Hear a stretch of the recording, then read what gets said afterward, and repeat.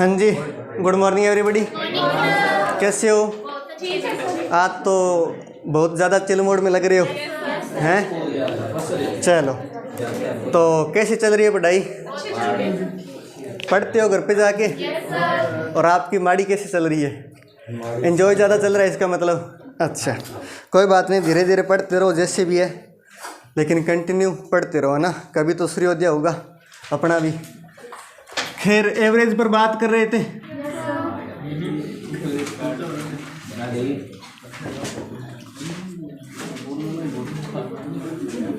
औसत कोई प्रश्न दिया था क्या? अंत में कर लिया?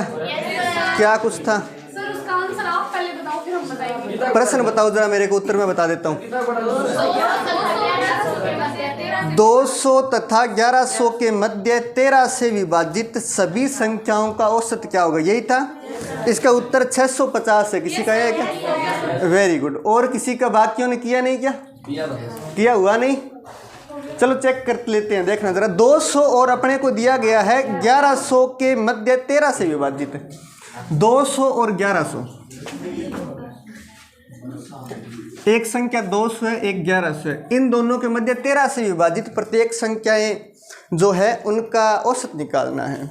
तो एक तरीका ये होता है कि अगर मुझे पहली संख्या और अंतिम संख्या मिल जाए 13 से विभाजित इन दो संख्याओं के बीच में, तो मैं दोनों को जोड़ करके 2 का भाग दूंगा और लालो जीवन में संकट आ जाएगा। जोड़ करके अंतिम और प्रारंभिक पद को जोड़ करके 2 का भाग देंगे तो अपने पास औसत आ जाता है। तो सबसे पहले 13 का भाग दे करके चेक करते हैं कि 200 के ठीक बाद 13 से विभाजित संख्या है कौन सी। 13 से भाग देंगे तो कितनी बार जाएगा?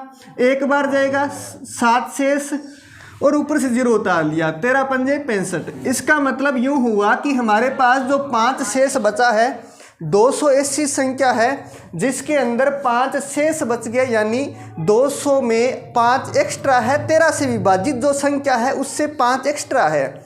और मैं अगर इसमें 8 एक्स्ट्रा कर दूं और, तो 13 से पूरी विभाजित हो जाएगी। 8 और जोड़ने पर कितने बनते हैं? 13 बनते होते हैं। इसका मतलब होता है कि मैं अगर इस 200 में 8 जोड़ दूं तो वो संख्या 13 से पूरी विभाजित हो जाएगी। तो 200 में 8 जोड़ दें तो क्या कौन सी संख्या आएगी? 208 आएगी। फिर बात करते हैं 1100 की। 1100 में जब 13 का भाग देंगे तो कितनी बार जाएगा? 13 का भाग देंगे 8 बार, 13 8 104, 6 शेष 0। खेल देखो जरा, 13 चौके 52, 13 चौके 52, तो 60 में से 52 माइनस किया तो कितना शेष बच गया?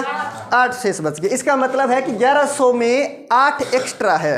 1100 में अगर 8 ना होते तो वो संख्या 13 से पूरी विभाजित हो जाती। तो 1100 में से 8 माइनस कर दो तो 1092 ऐसी संख्या है जो कि 13 से पूरी विभाजित है।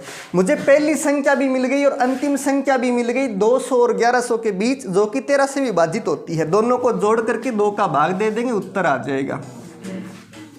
जोड़ किया तो कितना आया? 1300 आया। 1300 में 2 का भाग दिया तो कितना आया? बात क्लियर है क्या? 200 सीधा जोड़ दिया तो 1300 ही होगा। किसमें? 1100 में 200 ऐसे जोड़ने से ये हो जाएगा, सारे प्रश्न हो जाएंगे, ये गारंटी थोड़ी ना है कि नहीं है? ये संयोग बस हो रहा है, वो अलग बात है। हाँ, सभी जगह संयोग काम नहीं होता।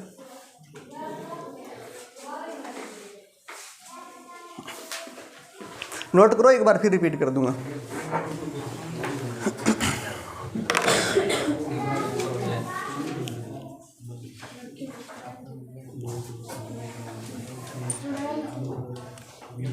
अरे मैं मजाक कर रहा था, कोई सीरियस मत लेना ना। हाँ, क्या हुआ? कोई बात नहीं, फिर क्या है? तो नहीं, जरूरत ही नहीं है। कुछ तो तारीफ होनी चाहिए आपकी भी सोशल मीडिया पर।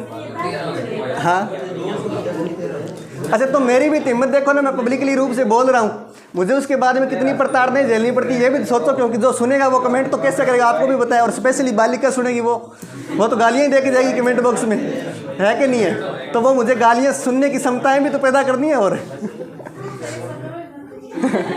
नहीं, आदत पड़ गई है ना अब। धीरे धीरे कोई फर्क नहीं पड़ता खास, जिनको जैसा बोलना है बोल के चला जाए, क्या दिक्कत है? हम अपना कर्तव्य निभा रहे हैं, तुम अपना निभाओ। चलो ध्यान देना जरा, मैं एक बार फिर से रिपीट कर देता हूँ, सभी एक बार निगाहें बोर्ड की ओर करो। मैंने कहा 200 और 1100 के बीच में हमें ऐसी संख्याएं पता करनी है जो कि 13 से पूरी पूरी विभाजित हो जाए। तो 200 में 13 का भाग देकर के मैंने चेक किया, 5 बच गया था शेष, 5 एक्स्ट्रा बच गया था। यदि 200 में पूरे 13 एक्स्ट्रा होते तो 13 का भाग पूरा पूरा जाता। तो मैंने कहा 13 एक्स्ट्रा करने के लिए 8 और जोड़ने पड़ेंगे, तब जाकर के 13 एक्स्ट्रा बचता है। तो मैंने 200 में 8 और जोड़ दिए, तब 208 मुझे ऐसी संख्या मिल गई जो कि 13 से विभाजित होती है। फिर मैंने 1100 में भाग दिया, तो 1100 से ठीक छोटी संख्या मुझे पता करनी है कि कौन सी विभाजित होती है 13 से। यहाँ पर 8 शेष बचा है, यानी 1100 में 8 ज़्यादा है, और वो ज़्यादा इस वजह से है क्योंकि वो संख्या 13 से विभाजित जो होती है उससे 8 ज़्यादा है। तो मैंने 8 माइनस कर दिया इसमें से, तो 1092 मिल गई जो कि 13 से विभाजित है। पूरा पूरा भाग जाएगा 13 का इसमें। 208 और 1092 प्रथम पद और अंतिम पद दोनों मिल गए, दोनों को जोड़ के 2 का भाग दिया, 650 उत्तर आ गया। बात क्लियर है क्या? आगे लिखना है एक प्रश्न और। 300 तथा 800 के मध्य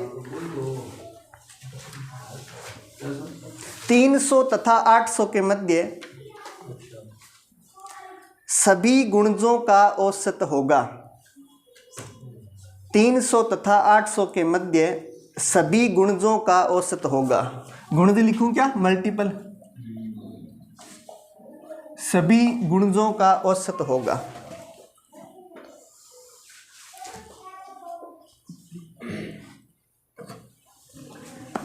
ट्राई करो, सेम ऐसा ही प्रश्न है।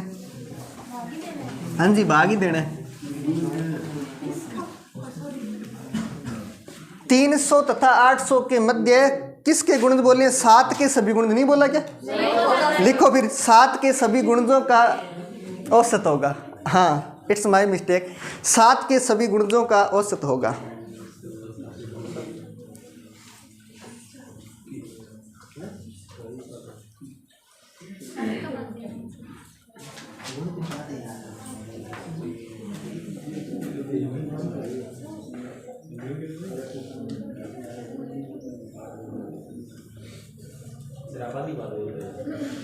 नहीं, अभी पूरी बोल दिया मैंने।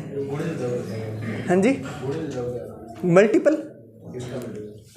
7 के मल्टीपल 7 के मल्टीपल यानी कि जो संख्या 7 से पूरी पूरी विभाजित होती है।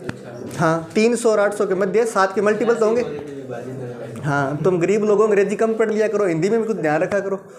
अंग्रेजी मानने वालों को यही प्रॉब्लम है, ना उनको ढंग से हिंदी आती है, ना अंग्रेजी तो किसी को नहीं आती ढंग से। हम कम से कम एक स्थिति में तो हमें हिंदी तो समझ में आती है, अंग्रेजी भले ना आए। हाँ, वो देखो उनकी सहमति मिल गई हमें। हाँ, यही तो बात है ना, अंग्रेजी माध्यम वाले बीच में रहते हैं क्योंकि पूरी अंग्रेजी सीख नहीं पाते, हिंदी उनको समझ में नहीं आती, तो सबसे बड़ी दिक्कत है। हम एक साइड तो है, कम से कम हिंदी तो आती है। 549.5, ठीक है, यही है क्या? 49.5, ठीक है। देखो जरा, देखो 300 और 800 दिया गया है क्या? 300 और 800 दो संख्याएं दी गई है, दोनों के चेक कर लो 7 के मल्टीपल, दोनों के बीच में।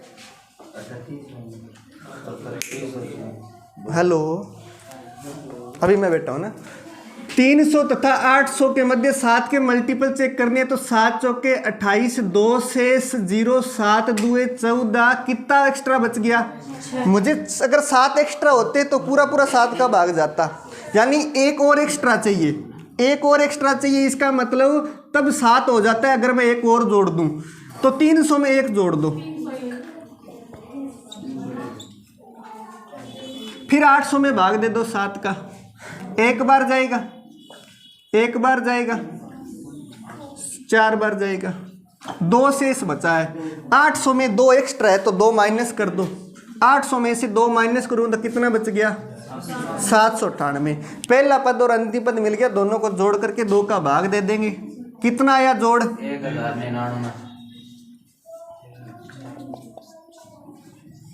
1099 में 2 का भाग दिया तो कितना आया? 510.5। This is average. किन किन का ये उत्तर सही था? Very good, super. बाकियों को समझ में आया कि नहीं आया कुछ? चलो आगे लिखो। 5 क्रमागत सम संख्याओं को 5 क्रमागत सम संख्याओं का औसत 5 क्रमागत सम संख्याओं का औसत 64 है।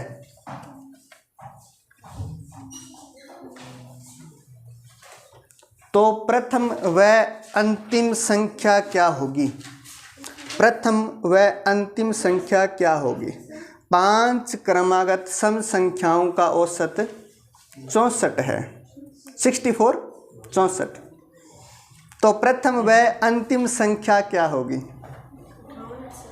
हाँ जी, 58 और 68। वेरी गुड, पर 58 नहीं होगी, ध्यान रखना। औसत जब 64 तो 58 नहीं। प्रथम व अंतिम संख्या क्या होगी? 60 है क्या? हाँ, ये मान सकता हूँ।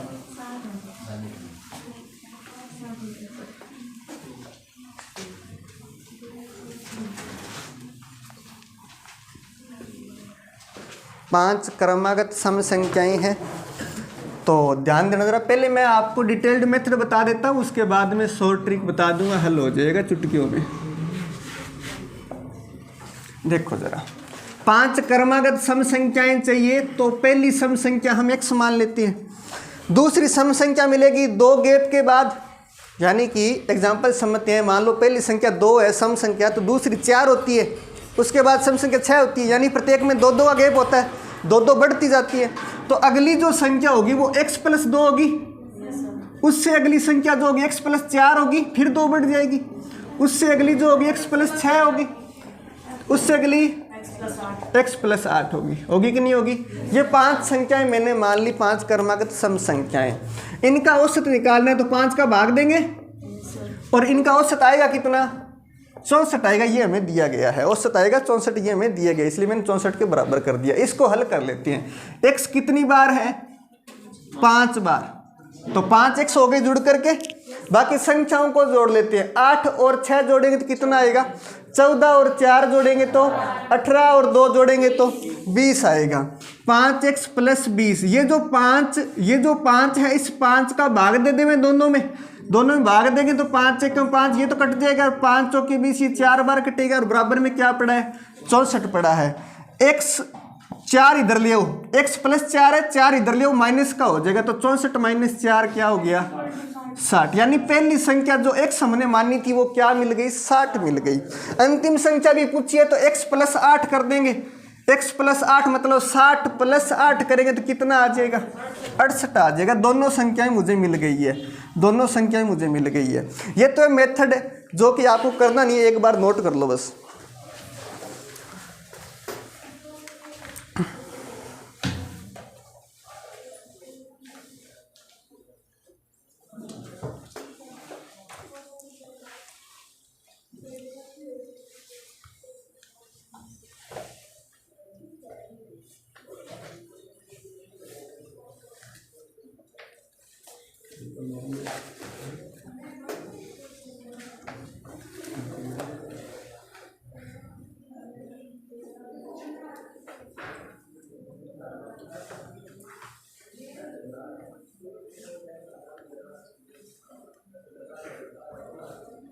इससे काटेंगे तो दोनों संख्याओं को करना पड़ेगा। एक्चुअल में क्या होता है मैं बताता हूँ। देखो ज़रा, ये 5x + जो 20 लिखा है मैंने, ये जो काटा है ये मैं बता देता हूँ आपको। यूँ था, ठीक है। एक तरीका तो ये होता है कि 5 का इधर गुणा कर देंगे, 5 का गुणा करेंगे तो बस नॉर्मल सी बात, ज़्यादा मेहनत करनी पड़ेगी। एक तरीका ये होता है दोनों में से ऊपर वालों में 5 कॉमन ले लो, और 5 कॉमन लेंगे तो 5 बार आएगा, यहाँ बचेगा x, और ये 5 × 20 होता है, 5 बार गया तो अंदर 4 बच गया, और बटे में क्या था? 5। इस 5 से 5 मैंने काट दिया तो x + 4 बचा था, वही मैंने लिखा था। बस मैंने अलग अलग पदों में काटा, क्योंकि जब प्लस में ऊपर संख्याएं लिखी और बट्टे में कोई संख्या से काटना, तो सभी पदों में से अगर वो चीज़ है तो कटेगा, वरना एक पद में तो नहीं कटेगा। ऐसा जैसे एग्जांपल से x + 20 होता तो मैं 5 से नहीं काट पाता, फिर मुझे गुणा ही करना पड़ता, क्योंकि यहाँ पर 5 है नहीं, इसमें केवल 5 है, तो ये काट नहीं पाता। ठीक है,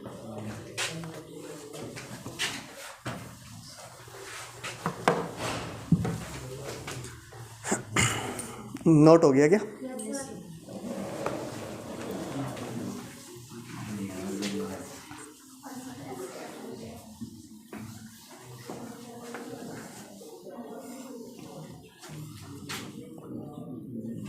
दूसरा तरीका देखो, हमें औसत दिया गया है, तुम उस पर गौर करो। औसत क्या दिया गया है? 64 दिया गया है। और हमें यह भी बोला गया है कि क्रमागत सम संख्याएं हैं, इसका मतलब सभी पदों में अंतर समान है। और अंतर समान होता है तो मैंने ये बताई थी आपको बात, हमेशा मध्य का पद जो है औसत होता है। मध्य का पद औसत होता है, इसका मतलब जितनी इसके इधर संख्याएं होगी लेफ्ट में, उतनी राइट में संख्याएं होगी। तो 5 संख्याएं कुल थी, तो 2 इधर और बीच में 1 बचेगी, टोटल 5 हो जाएगी। तो 64 से ठीक पहले सम संख्या कौन सी है? और 62 से ठीक पहले, इसी तरह 64 के बाद और 66 के बाद।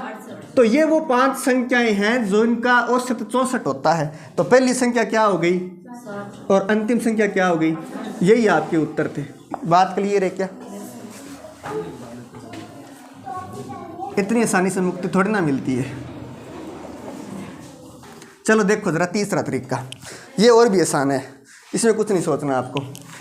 हमें दी गया था कि 5 संख्याएं हैं, 5 दी गई थी, तो तुम्हें क्या करना, जितनी भी संख्याएं दी गई है उनमें से एक माइनस कर दो, जो भी बचेगा वो इस 64 में एक बार जोड़ देना और एक बार घटा देना, तुम्हें अंतिम और प्रारंभिक संख्या दोनों मिल जाएगी। 64 में से एक बार घटाओगे तो तुम्हें मिला प्रारंभिक संख्या 60, 64 में एक बार जोड़ोगे तो अंतिम संख्या मिली 68। ठीक है, ये दोनों संख्याएं हो जाएगी। हर क्वेश्चन पे लागू होगा जिनमें आपसे ये पूछा जाएगा सम और विषम में, कि सम क्रमागत सम संख्याएं हैं उनका औसत, या क्रमागत विषम संख्याएं हैं उन सम संख्याएं उनका औसत ये है। तो आप जितनी भी संख्याएं उनमें से एक कम करो और एक बार घटा दो और एक बार जोड़ दो, प्रारंभिक और अंतिम संख्या मिल जाएगी। बात क्लियर है क्या? खूबसूरत लगा? चलो आगे बढ़ सकते हैं।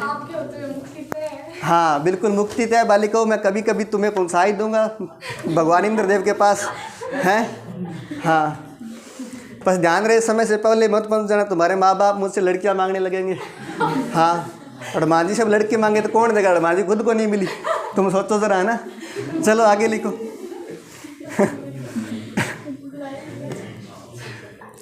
8 लगातार विषम संख्याओं का औसत, 8 लगातार विषम संख्याओं का औसत 52 है।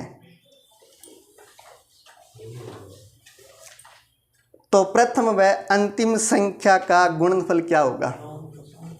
प्रथम व अंतिम, हाँ जी, 8 लगातार विषम संख्याओं का औसत 52 है, 52। तो प्रथम व अंतिम संख्या का गुणनफल क्या होगा?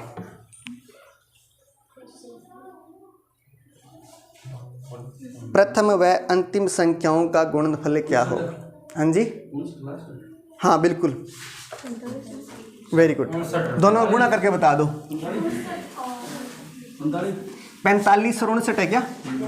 ठीक है, तो इनका गुणा करके बता दो। गुणनफल पूछा है आपसे।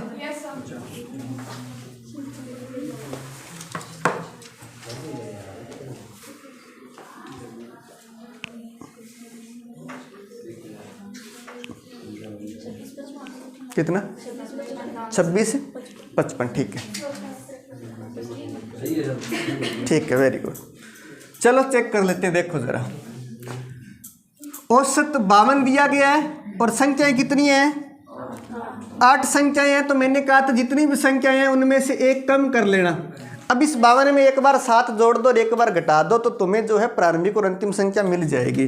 52 में से 7 घटाएंगे तो 45 मिल गई प्रारंभिक संख्या। 52 में 7 जोड़ेंगे तो अंतिम संख्या क्या मिल गई? 59 मिल गई। इन दोनों का गुणा करके तुम्हें बताना था कितना आएगा। इन दोनों का तुम्हें गुणा करके बताना था कितना आएगा। सॉरी 59 है, 59 है, 49 नहीं है। 9 पंजे 45, 4 36 और 4 40, 40 और 25 65, 65 का 5 6 5 के 20 और 6 26, यही था क्या? 26 55 आ जाएगा। ठीक है,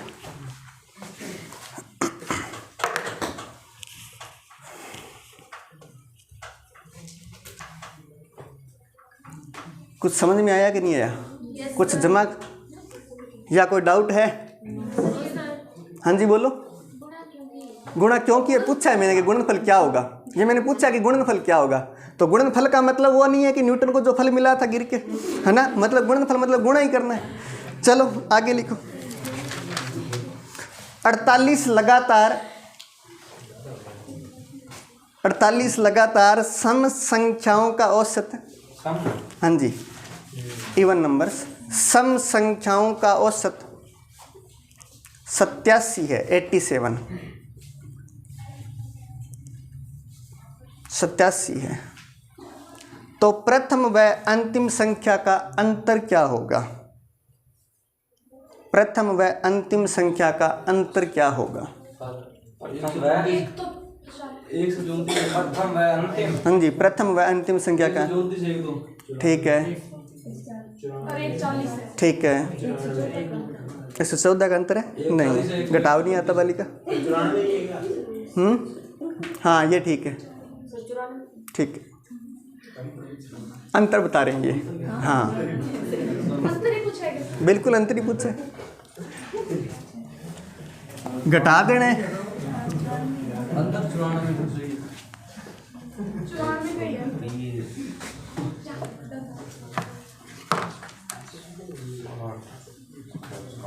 टोटल कितनी संख्याएं हैं? 48। 48 है। एक माइनस करें कितना बचा? अब इनका औसत क्या दिया गया था? औसत क्या था? 87 औसत है क्या? तो 47 माइनस कर दो तो कितना बचा? 40। और एक बार 47 जोड़ दो तो कितना आया? 134। तो ये अपने पास दोनों संख्या आ गई और दोनों का अंतर बताना था। तो कितना आएगा अंतर? 94 नहीं, -94 आएगा प्रथम और अंतिम संख्या का अंतर। दूसरी संख्या बड़ी है ना, तो पहली में से दूसरी घटाओगे तो -94 अंतर आएगा। हैं? नहीं, प्रथम और अंतिम समझो ना ये बात को। प्रश्न वाला कह रहा है प्रथम और अंतिम संख्या का अंतर बताओ, है ना। तो प्रथम और अंतिम का अंतर निकालोगे तो 94, अंतिम और प्रथम का अंतर निकालोगे तो प्रथम और अंतिम का -94 और अंतिम और प्रथम का निकालोगे तो +94 होगा। बात क्लियर है क्या सबको? चलो आगे बढ़े। लिखो, एक कक्षा के 30 लड़कों के औसत प्राप्तांक। एक कक्षा के 30 लड़कों के औसत प्राप्तांक कितने हो सकते हैं? कम ही होते हैं। 47 अंक है।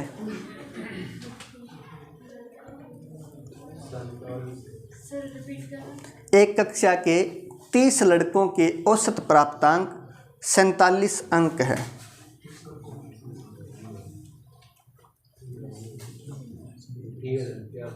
तथा कक्षा की 20 लड़कियों के औसत प्राप्तांक 53 अंक है। 53 अंक है। मैंने तुम्हारी इज्जत बचाई, ला लियो। 53 अंक है। तो बताओ पूरी कक्षा के औसत प्राप्तांक क्या है? तो बताओ पूरी कक्षा के औसत प्राप्तांक क्या है?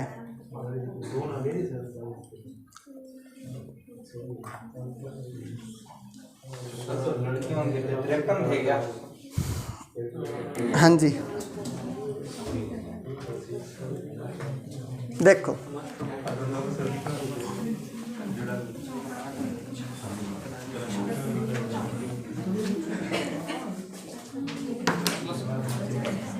मैंने आपको एक फॉर्मूला बताया था, अगर तुम्हें याद हो तो मैंने कहा था अगर जिंदगी में तुम्हें कभी भी औसत निकालना पड़े तो राशियों का योग बटे राशियों की संख्या बोलते हैं हम।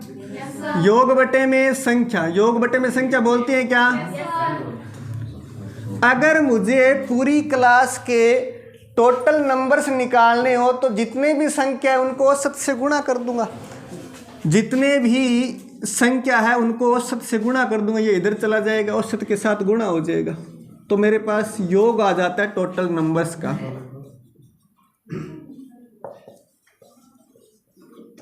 अब अपने योग निकाल लेते हैं। तो देखना जरा, लड़कियां कितनी हैं? 30 लड़के और लड़कों की औसत कितना है लड़कों का प्राप्तांक का? 47। ठीक है, मैंने थोड़ा आगे पीछे कर दिया, संख्या आगे लिख दी है और औसत पीछे लिख दिया है, कोई दिक्कत नहीं। इससे गुणा करते हैं तो टोटल अंक कितने आगे लड़कों के? 7 या 21, 2 12 और 2 14, यही आएगा। उसके बाद में मुझे बताओ जरा, ये तो है बॉयज का टोटल अंक। लड़कियों की बात कर लेते हैं। लड़कियां हैं कितनी? 20। और औसत अंक कितने हैं? 53 है। गुणा कर लेते हैं, 3 दूए 6, 5 दूए 10, 1060 आ गए इनके अंकों का टोटल। ये कुल लड़कों के अंक है, ये कुल लड़कियों के अंक है। औसत निकालना है तो टोटल अंक बटे टोटल विद्यार्थियों की संख्या 1410 प्लस 1060 कुल अंक जोड़ो और कुल विद्यार्थी कितने हैं 30 और 20 50, तो औसत आ जाएगा अपने पास। जोड़ देते हैं 0 6 और 1 7 4 2 50, 247 में 5 का भाग देना, मैंने कहा था दुगना करके एक डिजिट छोड़ के पॉइंट लगा देंगे, तो 494 में पॉइंट लगा दिया बस। ठीक है, अरे आसान है 5 का भाग देना। आसान तब होगा जब 247 का दुगना कर पाओगे, है ना। हाँ, वरना वही है बचपन वाली यादें कि 247 में 5 का भाग देना है तो यूं बनाओ 2 3 लिख के और फिर 5 का भाग देना स्टार्ट करो। 5 चौके 20, 4 शेष, 5 निमा 45। हाँ तो ये लो इजी। ठीक है, आनंद आया, ये लो।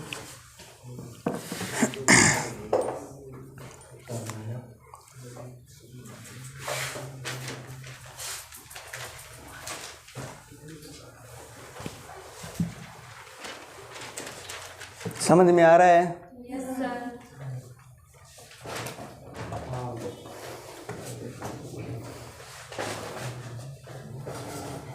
नोट हो गया क्या? आगे लिखो। हाँ हाँ करो करो, बालिका को कहीं नहीं जाना, आराम से करो।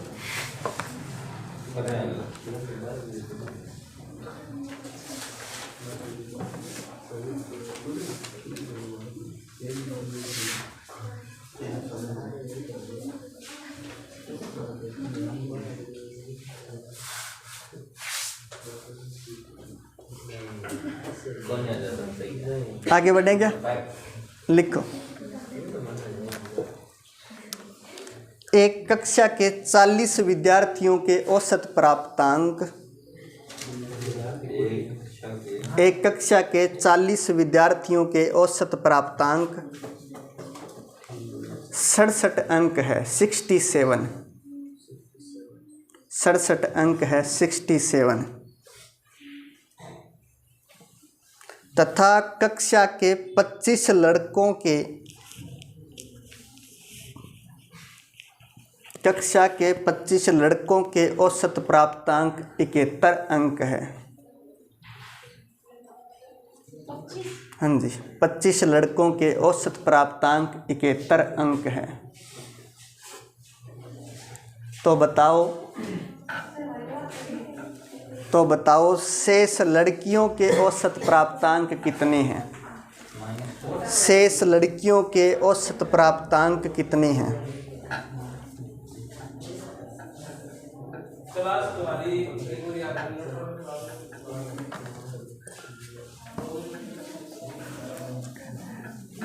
एक मिनट का समय ट्राई करो आप।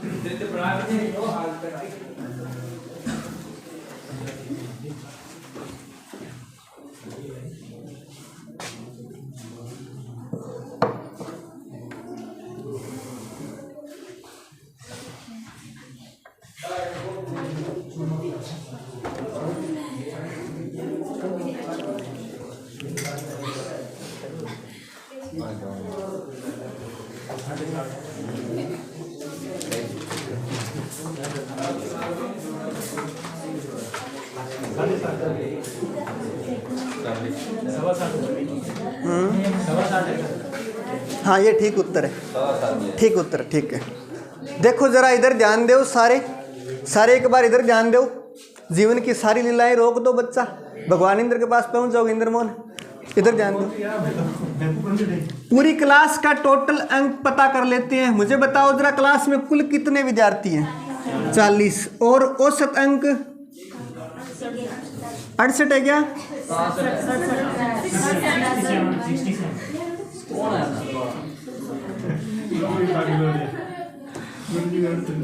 2680 अंक टोटल है पूरी क्लास के। फिर लड़के दिए गए हैं,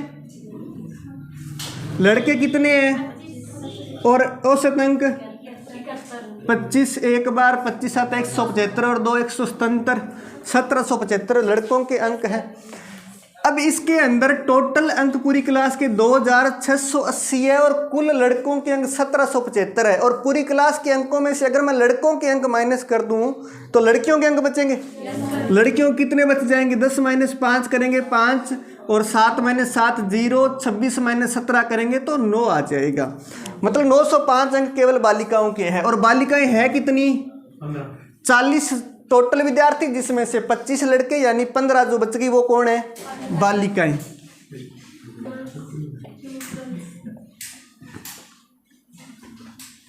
पंद्रह लालियां हैं, 905 लालियों के अंक हैं और 15 का भाग देंगे तो औसत आ जाएगा। टोटल अंक अपॉन लालियों की संख्या औसत आ जाएगा। 5 का भाग देंगे 3 बार, 5 का भाग इसमें देंगे तो 1 बार, 8 पंजे 40 एक बार। 181 में 3 का भाग देना, 60 तिया 180 होते हैं 0.33। ठीक है, 2/3, 1/3 भी लिख सकते हो। 60 सही 1/3, 60 सही 1/3 लिखोगे तो भी कोई अतिशयोक्ति नहीं है लालो, एक ही बात है।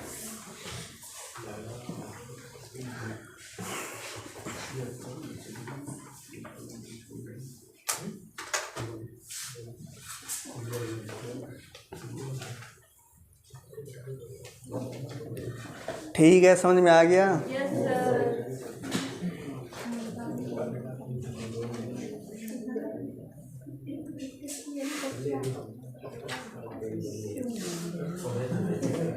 आगे बढ़ें क्या?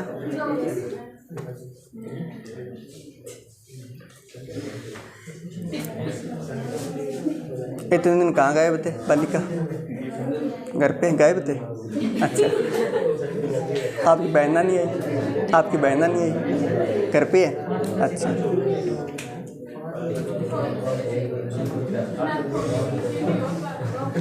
नोट हो गया क्या?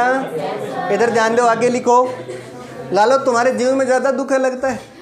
इतनी बालिकाएं नहीं बोलती, इनको वरदान मिला हुआ, फिर भी तुम धक्के से बोल रहे हो। आज क्या बात है? तुम पुरुष प्रजाति को खराब करोगे मुझे लगता है। लिखना अंधेरा है क्या? लिखो x राशियों का औसत, x राशियों का औसत,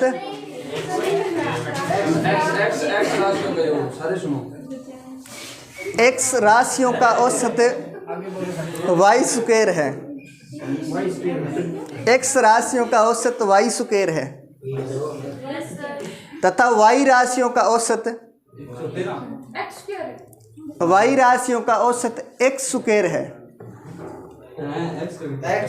x राशियों का औसत y स्क्वायर है, y राशियों का औसत x स्क्वायर है।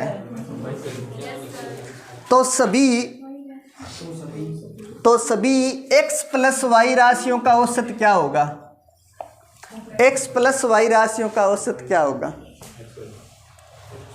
लिख लिया क्या? x प्लस y राशियों का औसत क्या होगा ये आपको बताना है। ऑप्शन दूं क्या?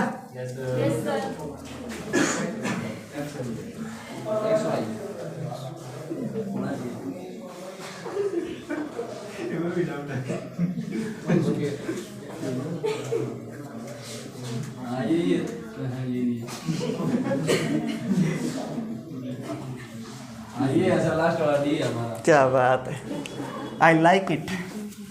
देखो जरा, नहीं सही है, बिल्कुल बिल्कुल सही है। सी नंबर है क्या? चलो देखो जरा एक बार ध्यान दो, इधर सारे इधर ध्यान दो, इधर ध्यान दो सारे। कितनी राशियां हैं? x राशियां हैं और x राशियों का औसत y स्क्वायर है। औसत y स्क्वायर है तो टोटल कितना है? x y स्क्वायर हो जाए। टोटल निकालने के लिए राशियों की संख्या को औसत से गुणा करते होते हैं, तो राशियों की संख्या को औसत से गुणा कर दिया तो ये टोटल आ गया। फिर जो y राशियां थी उनका औसत x स्क्वायर है, तो टोटल कितना हो जाएगा? y x स्क्वायर हो जाएगा टोटल। और हमें पूछा है x प्लस y राशियों को औसत बताओ, तो x प्लस y राशियों का टोटल पता कर लो, तो टोटल ये रहा। तो टोटल अपॉन संख्या लिखेंगे नंबर्स, तो अपने पास एवरेज आ जाएगा, औसत आ जाएगा। हमें निकालना है x प्लस वाई राशियों का औसत। तो टोटल है X Y square plus Y X square और राशियों की संख्या कितनी है x प्लस वाई। दोनों के अंदर एक्स वाई कॉमन आ रहा है, एक्स वाई कॉमन ले लेंगे। यहाँ से x बार चला गया, y बार चला गया, एक y बच जाएगा अंदर। फिर दूसरे के अंदर x और y बार गया लेकिन एक x बच जाएगा और बटे में x प्लस वाई। औसत कितना आ गया? ठीक है।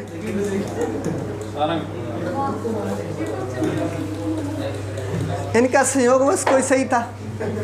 हाँ बिल्कुल, हालांकि लालों ने किया नहीं था, ये पूरा विश्वास है क्योंकि मेरे ही विद्यार्थी हैं, मुझे तो पता है क्या कुछ किया इन्होंने। हाँ हाँ, छोटे मोटे कर देते हो।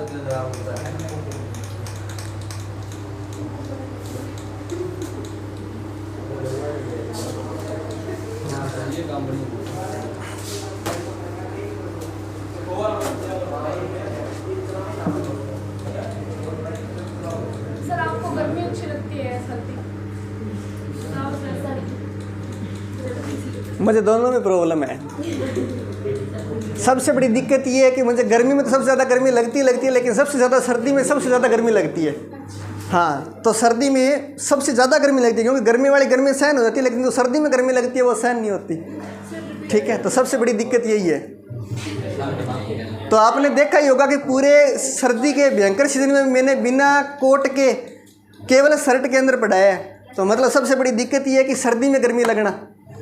चलो तो आगे बढ़े क्या? रिपीट कर देता हूँ मैं एक बार,